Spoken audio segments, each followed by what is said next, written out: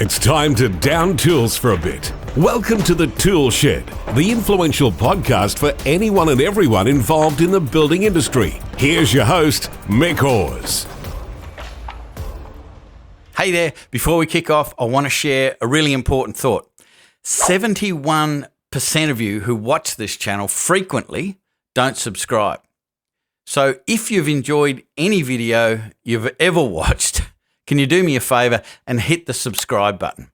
It helps the channel more than you think, and the bigger the channel gets, the bigger the guests get. So let's go.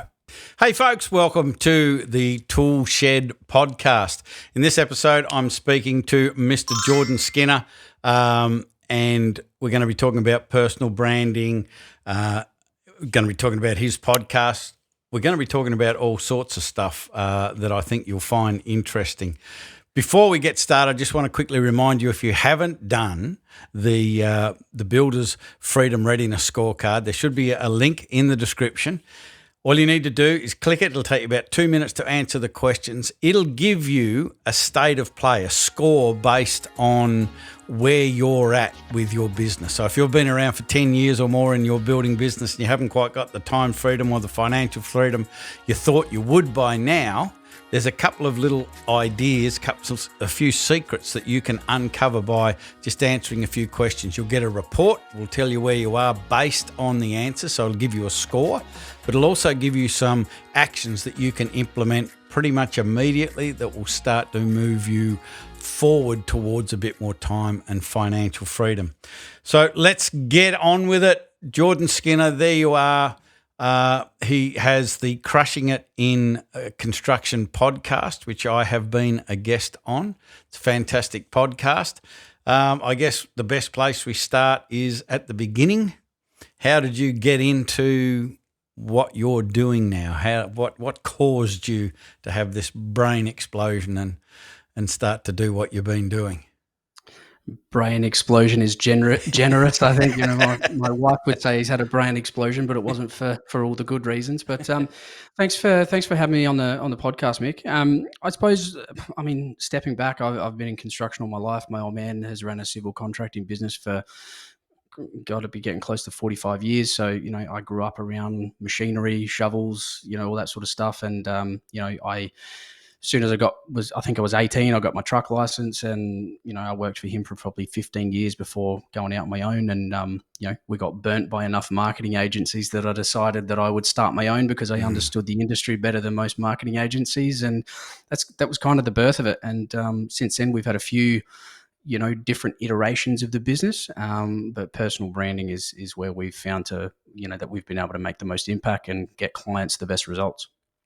So before I hit the go button, we had this lengthy conversation about thinking and mindset and beliefs and the difference in thinking between generations and all sorts of really cool stuff. And I'm a bit disappointed we didn't record it because there's some really good stuff going around. So I want to try and reignite that conversation, but in relation to personal branding, because I'm really in this space now where I'm convinced that we need to learn how to think more effectively.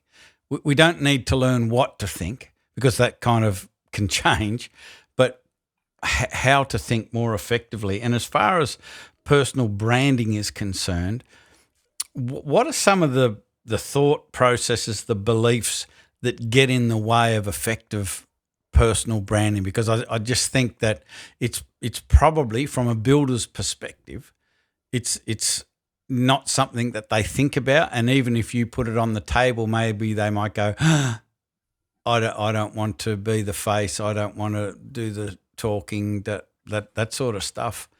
But I just find it to be absolutely critical for people to get to know the person. Yeah, and I think especially in building and construction today, trust is at an all-time low with the invention of GPT and all the AI videos and deep fakes that we got going around. But yeah, you're right. I think one of the biggest objections that I always come up against when you sort of speak about personal branding and getting your face out there is people go, "Oh, Christ, I don't I don't want to do that. I don't want to be seen as a know-it-all or a big head or something like that. And I think that kind of leads us into, I think, probably the biggest mindset shift that people need to adopt when it comes to personal branding is contrary to the name, personal branding isn't actually about you. Nobody actually cares about you. As brutal as it sounds, personal branding, when it's done right, is about, sharing beliefs, sharing expertise, sharing a way of doing something, a methodology. The best way I've heard it actually explained that seems to click with, the most amount of people is, personal branding isn't about shining the spotlight on yourself. It's about shining your spotlight on something else, a way of thinking, a way of doing things, all that sort of stuff. So I think that's the biggest mindset shift people need to make. And I think it's the one that seems to, from my experience, get the message across in a way that most people can understand and go, okay, that maybe makes it sound less scary. So what have you been able to develop to sort of help the person listening to this? Because there's a bunch of builders listening to this that really need to listen to this. And I think that there are two things, at least in my view, two things that you never ever delegate responsibility for driving. Like, you don't have to do all of the activity, but you need to understand it at the deepest level. One of them is your financial management, and the other one is the marketing. And I just think that the majority of builders just want to give that away. Jordan, you take care of it. Yeah, and look, and that is what we do for people. But there's a right way and a wrong way. Yeah. I think, completely abdicating the responsibility of your own marketing is a good way for it not to work. But if it's a collaboration with somebody that really knows what they're doing, then it can work really well. But having said that, if people have the time to do it themselves, it's always going to be, probably better. You're going to have more control over it, all of that sort of stuff. But yeah, and I think today there's a couple of reasons people should jump into personal branding. The first is, a selfish one, which is, people don't trust logos the way that they did maybe 10, 15, 20 years ago. I think after COVID, people's trust in organizations and companies are, at an all-time low. And, when it comes to actually serving a client, people just trust faces more. So if you are a company owner that is, that wants to serve your clients and make sure that you give them value, one of the best things that you can do for your clients is just create trust and provide value through a personal brand. So I know that we've had conversations, not you and me, when I say we, between the Black Belt members and myself over the years, and I've been encouraging them to create content and for this purpose, so people do get to know them. And I'm sure you get it all the time that, like, no one would be interested in me, or they're a bit shy, or maybe they think that they've seen other people that are on camera and they just seem to be effortlessly blurting out all of this cool stuff, and they just seem to be very comfortable, and that's not me, and they seem to think that you have to have this Hollywood production and it'll be very polished and learn how to speak in public and all of that sort of stuff. Yet I've seen some of the most reserved and I suppose introverted people, members that we've had, and they've done sort of their first 2 or 3 videos, and normally, like, your first 20 videos are crap. Normally, but I've seen these introverts that just don't have that sort of camera confidence, I suppose, do their first 2 or 3 videos and they are brilliant. Like, there is this, you just trust them and like them immediately because they're just being themselves and they're not being the Hollywood version of themselves. What are your thoughts on that, and how do you get your clients, if they are going to be involved in creating the content themselves, how do you get them involved? Look, I think you mentioned video.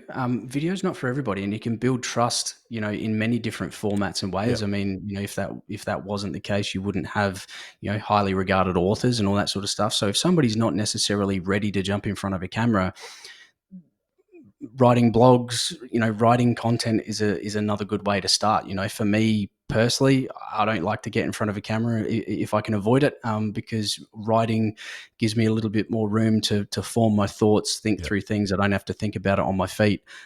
So yeah, there's always different ways to tackle it that suits your personality. And with regards to getting clients involved, everything that we always do for clients comes from their thoughts.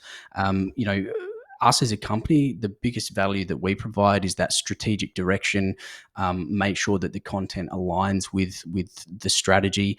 But one thing that we never do is literally form ideas for clients. You got to have some sort of original thought there, because one of the biggest ways to build trust and to be seen as an authority, like for you to do that, you have to kind of share new ways of thinking and enroll people in new ways of thinking to be able to build that credibility and that trust. And that comes from, actually taking the time to, form different ways of thinking. So you can't sort of outsource that part, if that does that make sense? Yeah. Yeah. And like I say, it's one of those areas that I see many builders wanting to outsource. And I just like before we hit the go button, you were talking about the 90-day videos that I was doing. So I took on a challenge to do 90 videos, one a day, 7 days a week for 90 videos in a row, which I've completed, and I'm up to video 98. So I just kept going. And the stuff I'm talking about are just things that I'm trying to understand more deeply, but they're also concepts that I think that other business owners, not necessarily just builders, but small business owners struggle with, and I'm unpacking them and hopefully offering them some value. And I just want your thought on the content creation, whether it's about blogging or whatever medium you're choosing to use, the importance of just the content being able to be relatable to the people that are sort of in your crosshairs as far as, your marketing is concerned. But it's not salesy. It's not look at me. It's not look at the great work we do and we're Australian owned and we're family run and blah, blah, blah, all of that sort of stuff. Yeah. Just entering into the potential conversations that your target market are already having in their mind. What are your thoughts about that as content? Just before we keep going, I don't know whether this is a problem on my end, but I mean, should I still see you when I'm talking? Because you disappear. No, you'll see both of us when I do that. You'll see me when I do this, and you'll see you when I do that. Okay, So it's not a problem. So you touch on probably one of the biggest issues that we see with, that most people get wrong with personal branding and when they're trying to create content, and that's probably the lens in which they create that content through. You can have 10 different topics, but if you approach it from the wrong way, it can come across self-promotional. And it can come across selfish. But if you just adjust the way that you look at that content, it can have a massive positive effect versus, if something's just coming across promotional and like an advertisement. So that main shift is like, if you are going to, I don't know, let's say talk about a particular topic, the first question you always got to ask yourself is why would a client care about this? And how do I take that piece of content and create it from an angle at which your ICP would actually care? That's the biggest, and it seems like a small thing, but it's actually quite hard to do. And it does take a bit of a mindset shift to get right. Most people sometimes confuse advertising and marketing. Like they'll go on LinkedIn or Instagram and say, here's a recent project we've done. If you need it, give us a yell. That's advertising. That's not marketing. It's definitely not personal branding.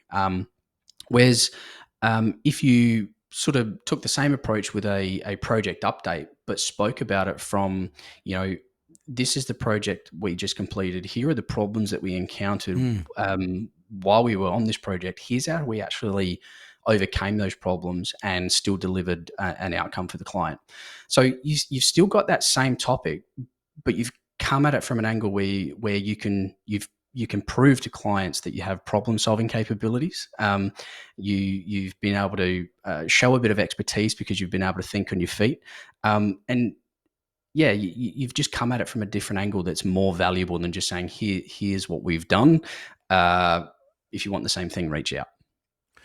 So, what are your thoughts about how putting in the content mistakes that have happened or problems that have happened in a project? Because in my mind, I often feel that a client will love you more and remember you more fondly by how you dealt with the problems that arose through the project versus this probably has never happened where there's never been a problem through a project.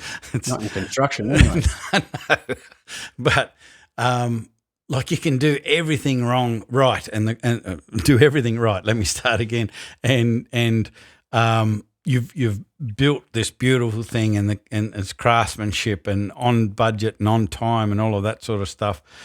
But if there was a little problem toward the end, and you didn't take responsibility for it, or you tried to get out of it, or because it wasn't your fault or what have you, that can be a real problem as far as how they remember the whole project.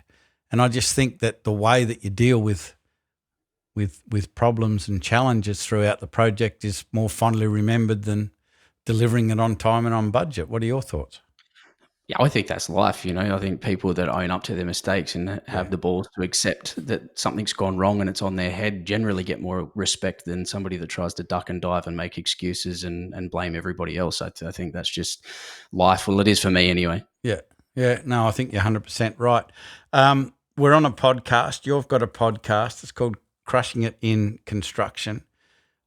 Why did you decide to do a podcast? Well, I mean, yeah, like I said, when I was working for my old man in the civil contracting business, I mean, I started for him. I mean, I was washing trucks at 11 for a bit of pocket money, but when I officially started working for him in, full time, I think I was maybe 17 or 18, and I like most kids in a family business, they get put into positions that they probably shouldn't have been before they're ready.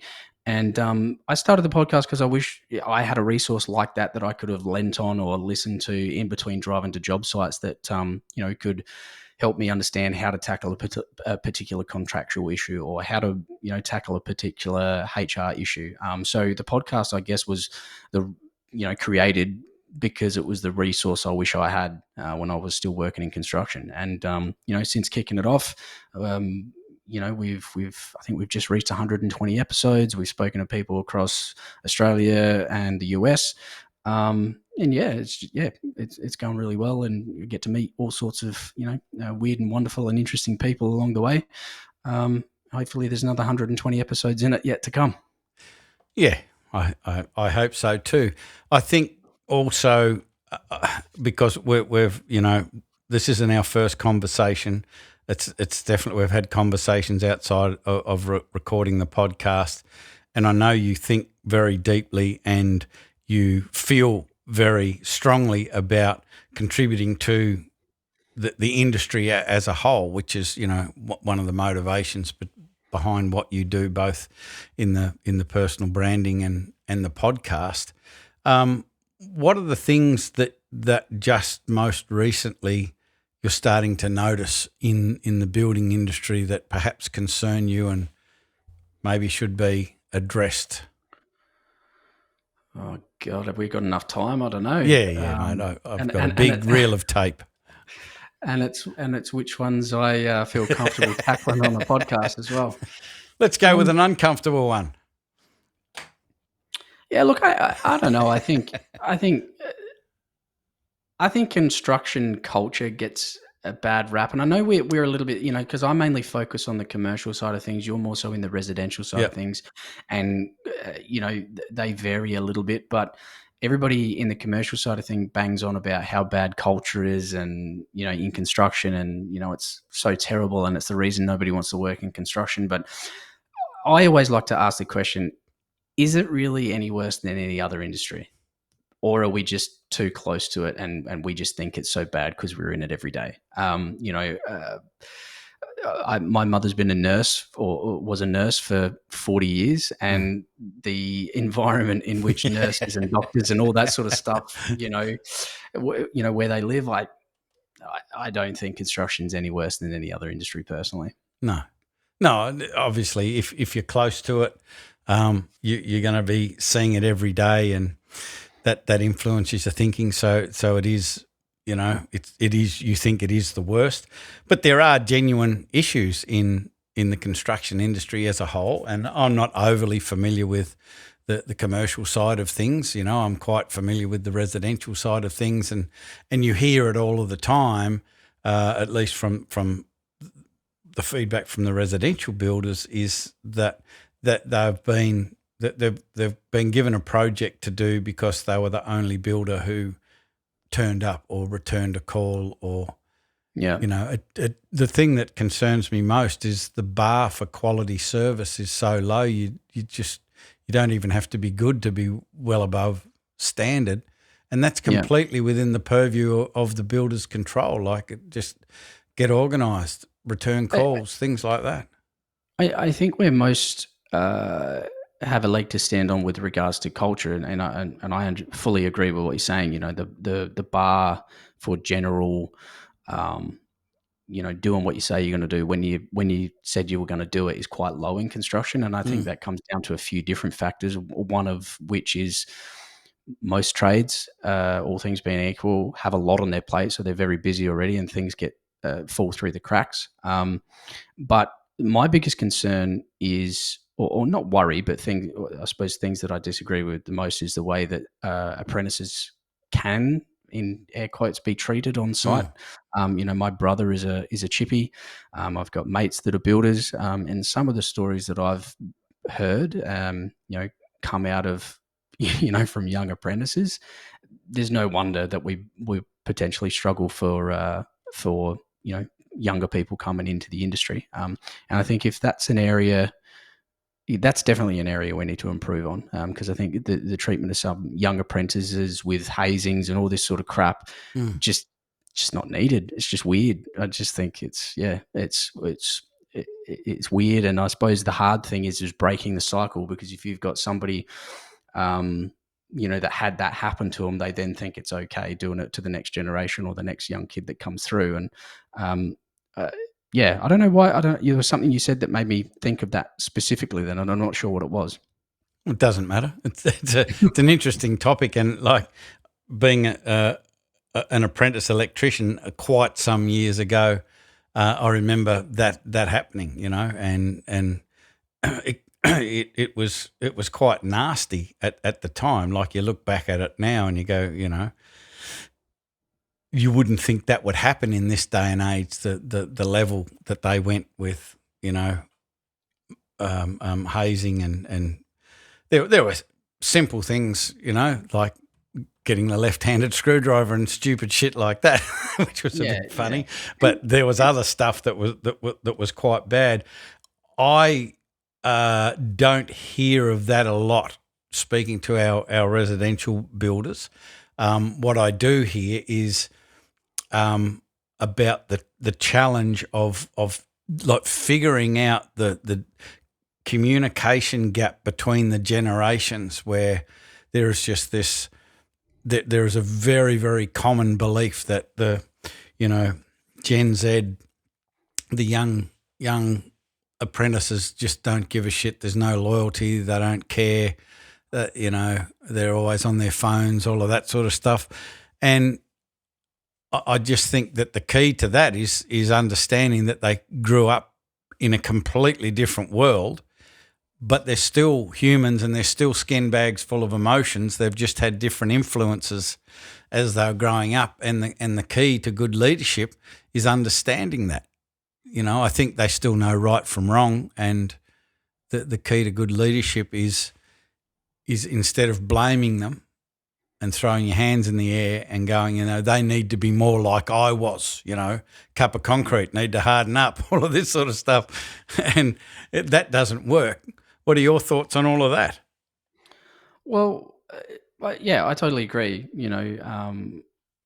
To me, it's a sign of poor leadership to sit there and blame the situation. It's up to us as leaders to adapt. Whether we like it or not, the reality is that things have changed. Kids are coming out of school today with completely different values, skill sets, ways of communicating, all of that sort of stuff than what we did 15 or 20 years ago or 40 years ago or whatever it is. 50 years ago.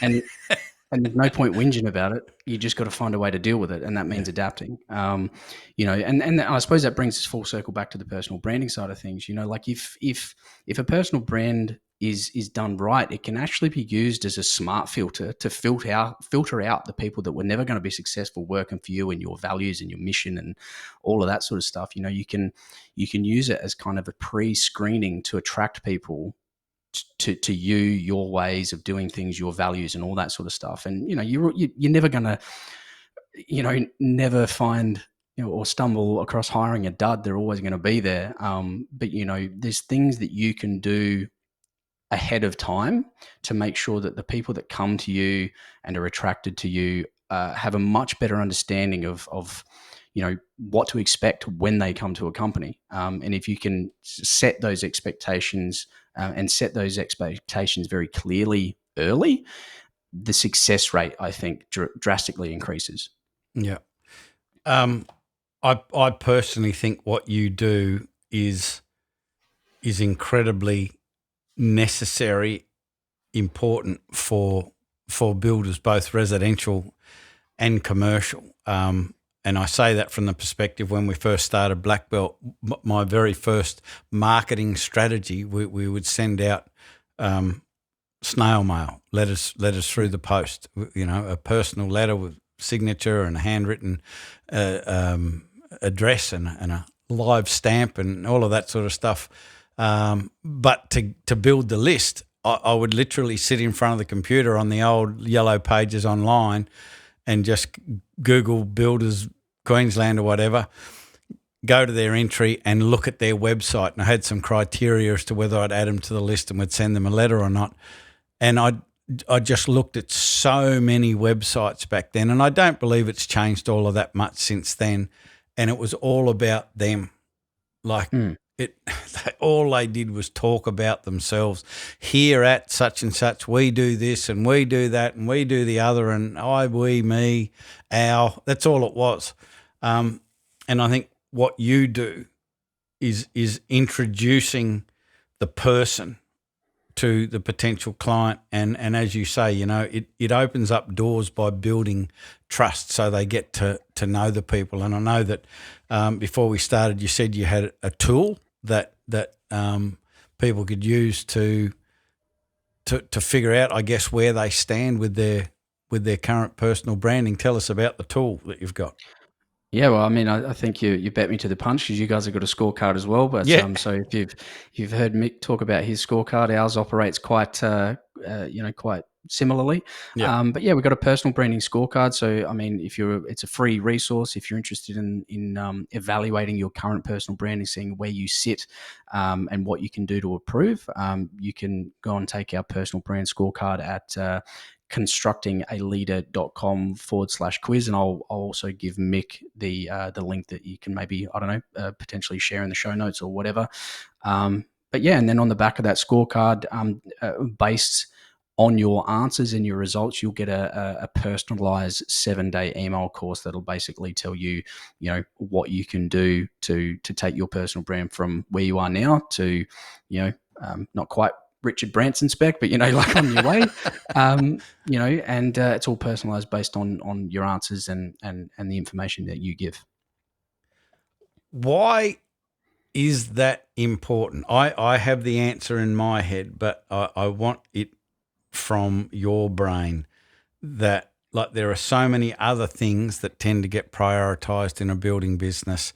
I know that I get frustrated sometimes with our coaching clients because there are things that we've talked about that we all agree would make their life much better, and it gets thrown on the back burner whenever a client calls or there's a problem on site or I've got an early pour or whatever. The disciplines and the commitments to do these things that really do move the needle to improve your business get deprioritized. And I'm sure that the personal branding activity would land in that same space. So let's make a case. Let's let's help people listening to this understand why the activity that you should be doing on a regular basis for improving your personal branding should be prioritized pretty much above all else. Well, there's two reasons, and it depends on where you sit. If you've got more work than you know what to do with, but you can't get enough good talent, then the carrot in front of the donkey is if you want to have good talent coming to you, then a personal brand helps you build trust with candidates long before you need them. If you have no problem getting candidates but you haven't got enough work, or in 3 months time you're not quite sure where your next project's coming from, what you do today is going to dictate how well you're set up in those 3 months moving into the future. So at the end of the day, personal branding is only growing more and more popular. And if you wait, there's going to be a point where it becomes too late and it's a lot harder to stick out and break through because everybody else is going to be doing it. So I don't know whether that answers your question, but that's just how I think about it. For me personally, if I think there's something that I need to do, and if I'm not doing it, somebody else is. Yeah.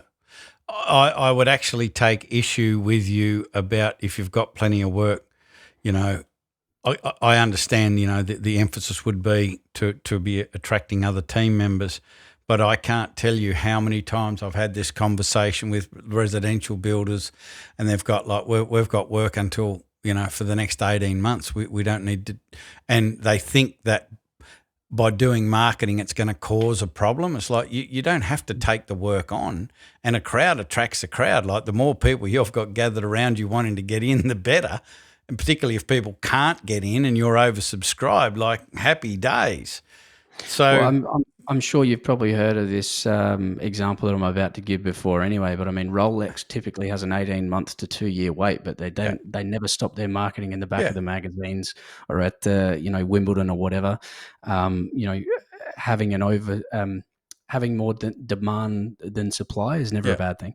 No, I think it actually should be the goal. And so, if you've got not much work in the pipe, I would suggest that, you do the scorecard and reach out and look at how you're doing with your personal branding and get stuck into some personal branding activity. If you've got shit tons of work, or even metric shit tons of work, which is a different measurement, I would suggest you do the same thing anyway, because I have been around a while, and I think we were talking before I pressed the go button. We've got members in our coaching group that are in their 3rd decade with us, and it's like, I know as soon as I say that, people go, "Gee, you must get slow learners in your group." But they're very successful. They are living their purpose, and they understand that they need to keep coming back to revisit basics. And so I've been around a long time, and I've noticed that just about every builder that said to me, "I don't need to do it," at some stage in the future has reached that situation where they're now talking to me about, what do we need to do? We're running out of work. Because like you said, it's got to ramp up. It's not instant. Yeah, nothing's instant. And I mean, one of the biggest issues that I see, and we experienced it ourselves in the commercial space, is the feast or famine. If you've got a wait list, or more demand than supply, that's one way of sort of making sure that feast or famine isn't as bad as it can get. Yeah. So as I say, no matter where you are, I would be reaching out and doing the scorecard and figuring out what you need to do. It just, to me, the branding activity is a requirement like insurance. It doesn't matter whether you want it or whether you need it. You should be doing it, because there will come a time where you'll go, "I'm glad we did." And like you've said, the key is to outstrip demand. outstrip supply rather with demand, to make sure that you're always in demand. And it's a difficult thing to get your mind around, that whole oversubscribed idea, because it's when you're genuinely oversubscribed, you've got disappointment outside your business and inside your business. Like you've got people who you would love to work with their project and help them, but you simply do not have the capacity to do it. So you're disappointed and they're disappointed, and that's oversubscribed, and that should be the objective. So yeah, absolutely. And I mean, Daniel Priestley will know how to expand on that better than I do. But yeah, I completely agree. Yeah, I love listening to Daniel Priestley and the Dent Global Group. They're three guys who really know what they're talking about when it comes to that. So I've really enjoyed our conversation. It's not our first conversation, but every time we chat, I like where it goes, and I like the ideas that we talk about, and the depth of thinking that we get into. It's very, very enjoyable. So thank you very much for being interviewed. I know you don't like it. You like being on the other side. I like asking the questions. That's it's definitely. But I need to get more comfortable with it. That's for sure. Thanks very much for having me back on. I appreciate the chance to come and have a chat. Oh, it was fantastic. I appreciate you sharing the knowledge and your time. So, folks, I hope you enjoyed this conversation. In the description, there is a link to the scorecard. And so I encourage you to hit that link and invest time doing that scorecard, because I'm absolutely convinced it's one of those things that whether you think you need to be doing it or not, you need to be doing it. So just take my word for it and go do it.